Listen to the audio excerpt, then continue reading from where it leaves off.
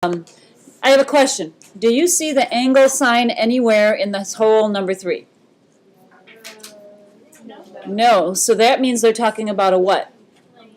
A segment, not an angle, right? So it says find the measure of mn if n is between m and p. Okay, so I'm going to write segment MP here. And n is between there somewhere. It doesn't really matter where. I'm just going to say there. It says NP is 6x minus 2, so I'm going to put that there. And MN is 4x, so I'm going to put that there. And then the other thing I know is that MP is 16. So I can use what postulate to solve this?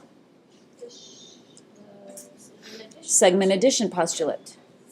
This plus this equals 16. 4x plus 6x minus 2 equals 16. And then you just go through it and solve for x, add 2 to both sides. You're going to get a decimal, but that's okay. X equals 1.8. Am I done? No. What do I have to find? I have to find MN. So MN equals to, wait a minute, MN, 4 times 1.8. 4 times 1.8, and that equals 7.2. Now I'm done. Notice I'm using green because it's freshman color. Actually, I just thought of that. Like, oh, that worked. Okay, how do you feel about that? Okay, so for these constructions, it's always good to use pencil. Y'all got a pencil in your hand for this? Y'all? All right. Take your straight edge, and we're going to just kind of do what it says here step by step, so stay with me. Draw angle ACE in the space below, and ray OU to the right of it. So, what? What's broken? Oh, I'm sorry. Don't make your angle too tiny, though. If it's a tiny angle, it's really hard to do what you got to do. So make it, as big as you can make it here. Doesn't matter. Well, the only kind of angle that's going to fit in here is an acute angle. Okay, so I'm labeling it ACE.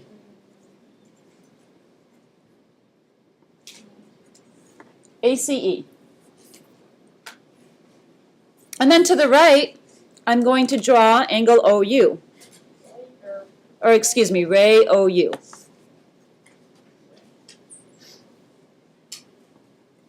So something like that.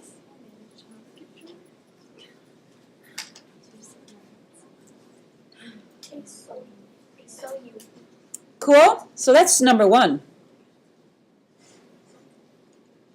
Number 2 says, you ready? Now this is the tricky part. Like third hour was like, we've never used these before. Have you ever, you don't have a pencil in that compass. Can you stick yours in there? Will it fit? Okay. Or okay. Or you can use this thing. It's the same thing.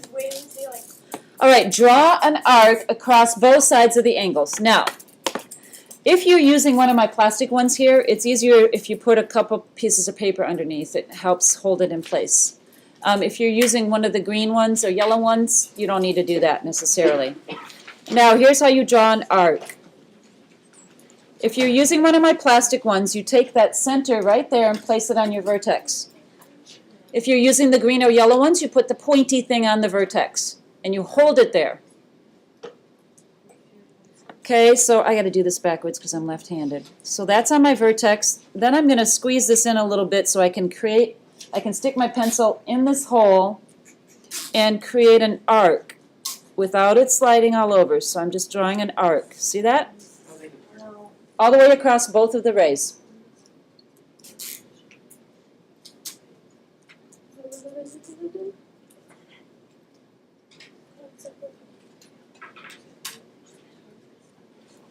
Okay. And then you're going to label making point J on ray CA. So where it intersected here is going to be J, and where it intersected here is going to be K. JK.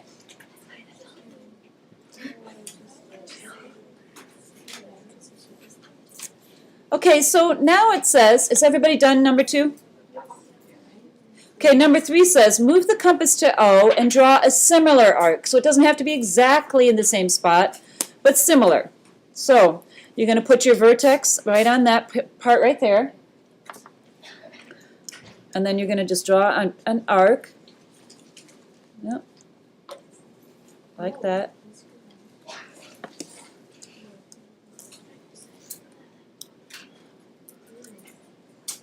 Labeling the intersection of the arc and the ray M. So that's M.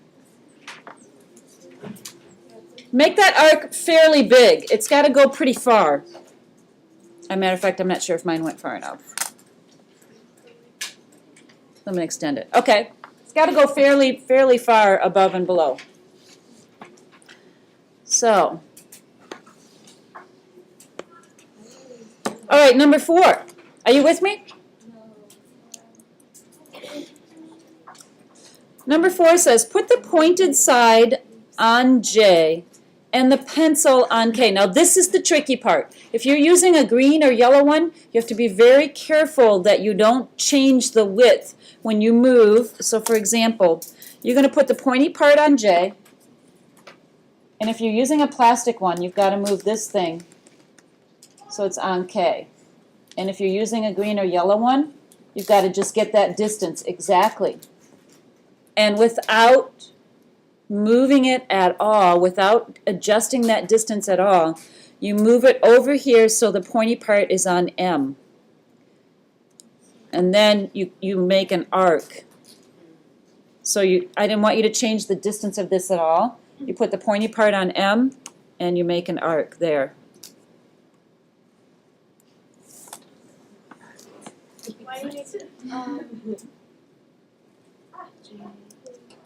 Okay, label the intersection of the 2 arcs point L. So wherever your arcs intersected, that's point L. Right here, that's point L.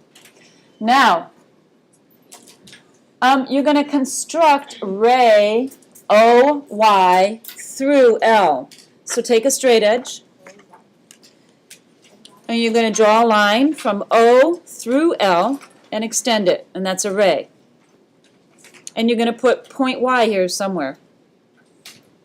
So I have ray OY through L. Can I make it go the other way? What do you mean, above? It can go above. It has to go through your intersection here. Oh, I started at L. Okay, no. You want to start at O. Okay.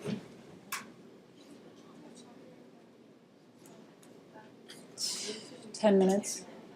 All right. Now, what do you know? What do you think you can say about ACE and MOY, or YOU? What do you think we just did? Congruent angles. That's how you create a congruent angle. Now, if you didn't move your compass too much, your angles should be fairly congruent. Let's see how close you are. Take your protractor and measure.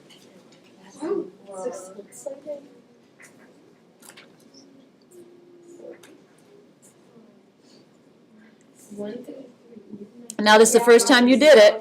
Yeah, mine's really off. Boy, mine are exact. Perfect. So you're just learning this. And honestly, I feel like it's more exact with this thing because that doesn't move when you're when you're measuring this distance and then drawing that arc. So it's kind of hard.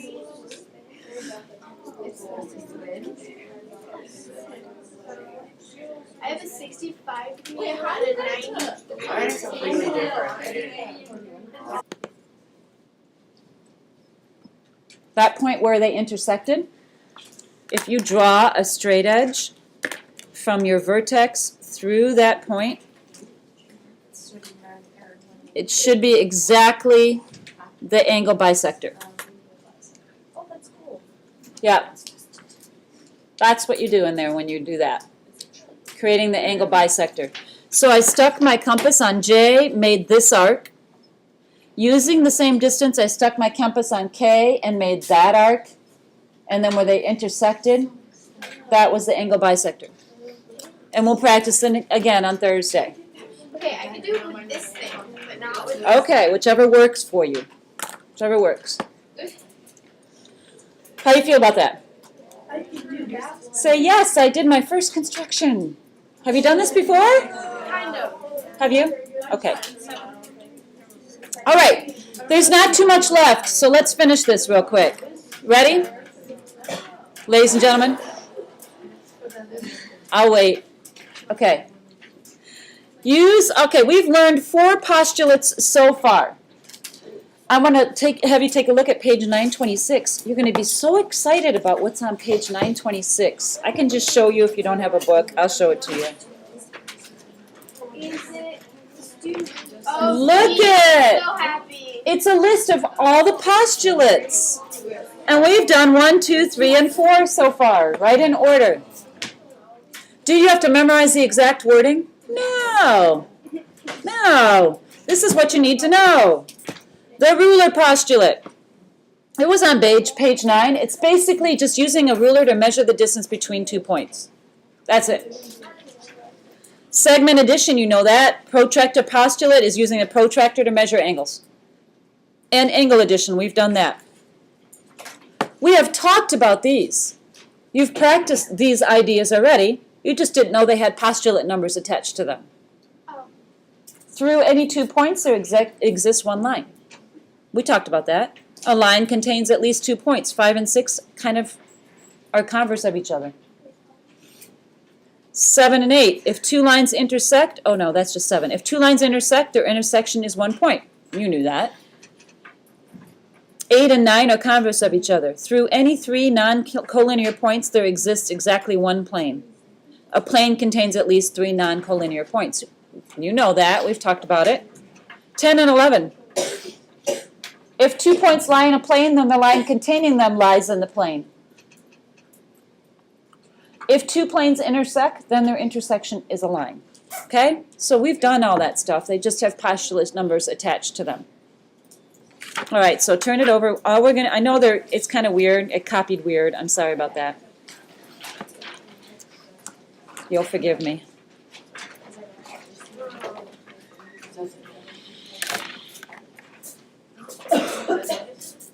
This got moved. Sorry, let me get it ready. Okay. So let's just fill in this table. Concept summary, interpreting a diagram. When you interpret a diagram, you can only assume information about the size or measure if it is marked. These are the things you can assume. All points shown are coplanar. From this diagram, you can assume they're all coplanar because they're not showing a point that's off of it. Angle AHB and blank are a linear pair. So here's AHB. There's actually 2 that we could say. Which one do you want to say? BHD. That's a linear pair. Or you could say AHF. Also. Either one. Angle AHF and blank are vertical angles. Here's AHF. What is the vertical angle to AHF? BHD. Or DHB if you want to say it that way.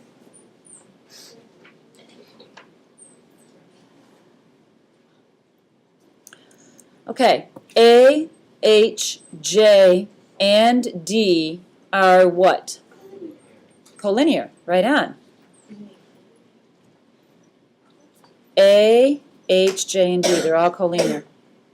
Line AD and line BF intersect where? At H. Okay, you cannot assume these things, even though you want to from the picture perhaps, but you can't assume them because we don't know for sure that G, F, and E are collinear. Can't assume that. We can't assume that line BF and line CE intersect, even though it appears that they may sometime intersect. I don't know, this line may stop here somewhere and become a ray. We don't know for sure on this diagram, so we can't do that. Line BF and line CE do not intersect. We can't assume that either. Angle BHA is congruent to CJA. BHA, CJA. We don't know that for sure. We're going to learn that later. We can't assume that line AD is perpendicular to BF. Nope. There is no little right angle symbol, is there? No. So we can't just say it because it looks like it. So that's that. This part we're not doing today. This part here is going to be extra credit on Friday. I'm going to give you a worksheet that goes with this. So that's going to be what you're going to do on Friday if you choose to. Have you ever been to the Math is Fun website? No. It really is. If you feel like you have some time and you want to fill this in ahead of time before you get the extra credit, you can go to the Math is Fun website and just type in clock geometry. And this stuff is right on that website. The one thing, though, I know that some kids don't know how to read a clock. That annoys me so much. If it's not digital. 127. Okay, which way do the hands move? Clockwise or counterclockwise? Clockwise, okay? So just fill this in, clockwise. Believe it or not, the hour hand move also, what? Clockwise. But the rest of it you can just get off of this website, and I will have computers on Friday, and I'm going to have a worksheet that goes with this if you choose to do it. Okay? Otherwise, it's just catch-up day. Good job. So that is that.